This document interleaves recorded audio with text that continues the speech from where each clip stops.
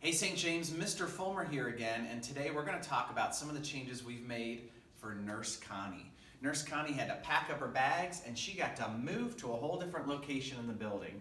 We're down here by rooms 10 and 11, which is the new home to our nurse.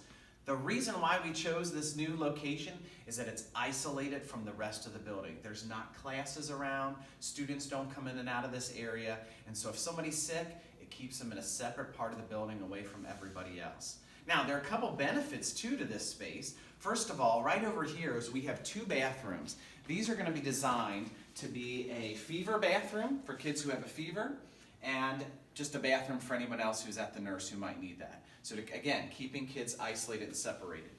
We also have 2 rooms. The first room is kind of where Nurse Connie's going to be headquartered. And let's take a look. We're still getting things set up in here, but this will be where kids come for basic stuff. They have a cut, a bruise, a scrape, they have a headache, they need medication, they'll come to this room right here. One of the great benefits for Nurse Connie, which I think she's thrilled about, is that this room has air conditioning. And so our kids who have a headache, they'll be able to relax and rest in an air-conditioned space. We're very excited to be able to give that to kids. Now our second room, over on this side, is what we're calling the fever room. This is a place where kids will go if and when they have a fever. The idea here is that we want to isolate them and separate them from everybody else. So if you have a cut, you're not going to be in the same spot and same place as someone with a fever.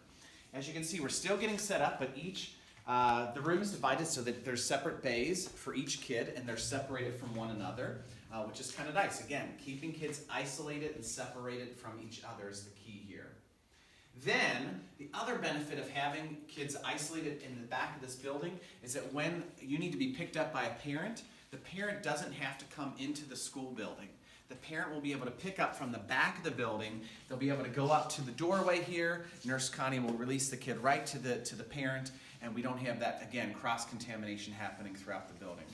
So these are just some of the changes that we've made to keep your kids safe, and I think, honestly, Nurse Connie's pretty excited, mostly about that air conditioning in there. We will have more updates soon. Until then, we'll see you soon.